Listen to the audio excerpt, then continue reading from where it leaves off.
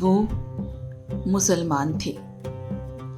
कहते हैं वो विपत्ति की तरह आए, कहते हैं वो प्रदूषण की तरह फैले। वो व्याधि थे। ब्राह्मण कहते थे वो मलेच्छ थे। वो मुसलमान थे। उन्होंने अपने घोड़े सिंधु में उतारे और पुकारते रहे, हिंदू हिंदू हिंदू। बड़ी जाति को उन्होंने बड़ा नाम दिया, नदी का नाम दिया।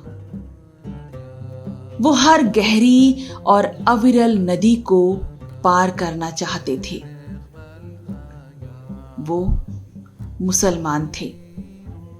लेकिन वो भी यदि कबीर की समझदारी का सहारा लिया जाए तो हिंदुओं की तरह पैदा होते थे। उनके पास बड़ी बड़ी कहानियां थीं, चलने की, ठहरने की, पिटने की और मृत्यु की। प्रतिपक्षी के खून में घुटनों तक और अपने खून में कंधों तक वो डूबे होते थे। उनकी मुट्ठियों में घोड़ों की लगामें और म्यानों में सभ्यता के नक्शे होते थे। ना मृत्यु के लिए नहीं, वो मृत्यु के लिए युद्ध नहीं लड़ते थे। वो मुसलमान थे। वो फारस से आए, तुरान से आए, समरकंद, फरगना, सीस्तान से आए, तुर्किस्तान से आए। वो बहुत दूर से आए। फिर भी वो पृथ्वी के ही कुछ हिस्सों से आए। वो आए क्योंकि वो आ सकते थे।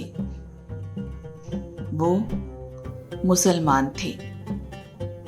वो मुसलमान थे कि या खुदा उनकी शक्लें आदमियों से मिलती थी हूबहू, हूबहू। वो महत्वपूर्ण अप्रवासी थे क्योंकि उनके पास दुख की स्मृतियां थीं। वो घोड़ों के साथ सोते थे और चट्टानों पर वीर्य बिखेर देते थे। निर्माण के लिए वो बेचैन थे। वो मुसलमान थे। यदि सच को सच की तरह कहा जा सकता है तो सच को सच की तरह सुना जाना चाहिए कि वो प्रायः इस तरह होते थे कि प्रायः पता ही नहीं लगता था कि वो मुसलमान थे या नहीं थे। वो मुसलमान थे।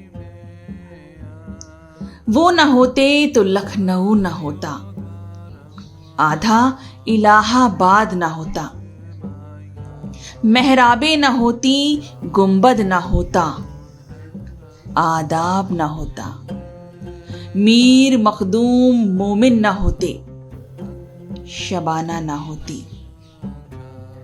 वे न होते तो उपमहाद्वीप के संगीत को सुनने वाला खुसरो न होता। वे न होते तो पूरे देश के गुस्से से बेचैन होने वाला कबीर न होता। वे न होते तो भारतीय उपमहाद्वीप के दुख को कहने वाला गालिब न होता। मुसलमान न होते तो 1857 न होता। वे थे तो चचा हसन थे। वे थे तो पतंगों से रंगीन होते आसमान थे।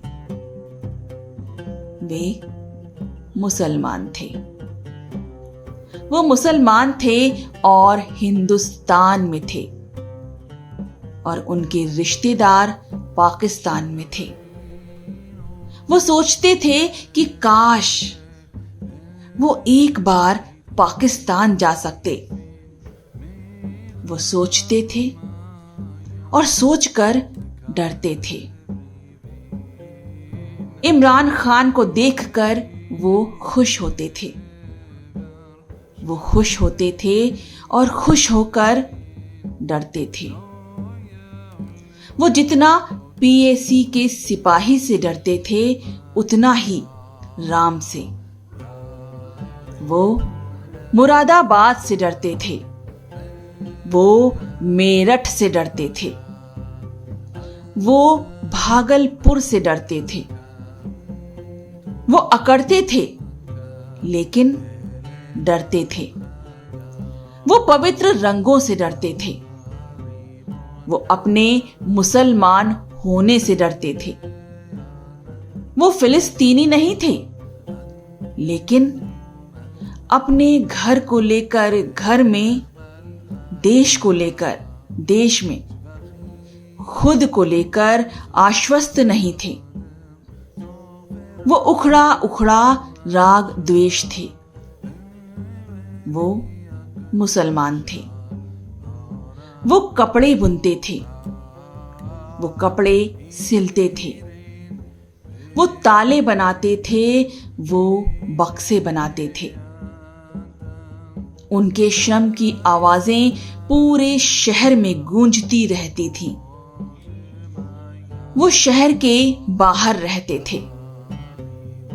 वो मुसलमान थे लेकिन दमिश्क उनका शहर नहीं था। वो मुसलमान थे। अरब का पेट्रोल उनका नहीं था। वो दजला का नहीं, यमुना का पानी पीते थे। वो मुसलमान थे। वो मुसलमान थे इसलिए बच के निकलते थे। वो मुसलमान थे इसलिए कुछ कहते थे तो हिचकते थे। देश के ज्यादातर अखबार ये कहते थे कि मुसलमान के कारण ही कर्फ्यू लगते हैं। कर्फ्यू लगते थे और एक के बाद दूसरे हादसे की खबरें आती थी। उनकी औरतें बिना दहाड़ मारे पछाड़े खाती थी। बच्चे दीवारों से चिपके रहते थे। वे मुसलमान थे।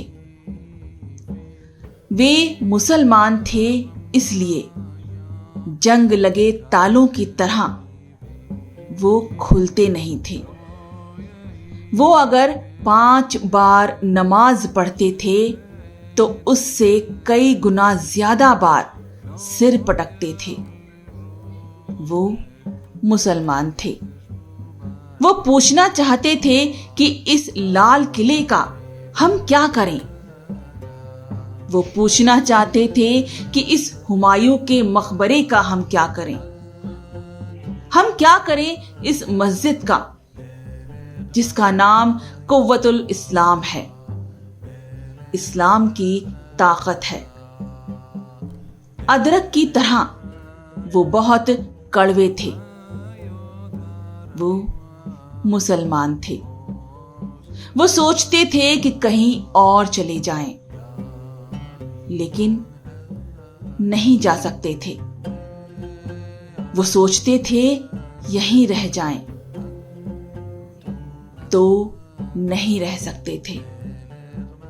वो आधा जिबा बकरे की तरह तकलीफ के झटके महसूस करते थे। वो मुसलमान थे इसलिए तूफान में फंसे जहाज के मुसाफिरों की तरह एक दूसरे को भींचे रहते थे। कुछ लोगों ने ये बहस चलाई थी कि उन्हें फेंका जाए तो किस समुद्र में फेंका जाए।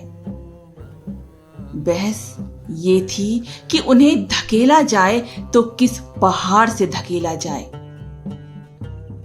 वो मुसलमान थे, लेकिन वो चींटियां नहीं थे। वो मुसलमान थे, वो चूजे नहीं थे। सावधान! सिंधु के दक्षिण में सैकड़ों सालों की नागरिकता के बाद मिट्टी के ढेले नहीं थे। वो चट्टान और ऊन की तरह सच थे। वो सिंधु और हिंदू कुश की तरह सच थे। सच को जिस तरह भी समझा जा सकता हो उस तरह वो सच थे। वो सभ्यता का अनिवार्य नियम थे। वो मुसलमान थे, अफवाह नहीं थे। वो मुसलमान थे, अफवाह नहीं थे। वो मुसलमान थे।